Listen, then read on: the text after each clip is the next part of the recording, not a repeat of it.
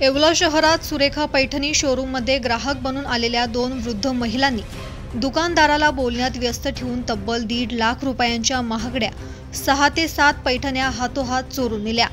हा सर्व प्रकार सीसीटीव्हीमध्ये कैद झाला आहे। या चोरीमुळे दुकानदाराचे नुकसान झाले असून पोलिसांनी या चोरट्या महिलांचा शोध घ्यावा अशी मागणी होत आहे।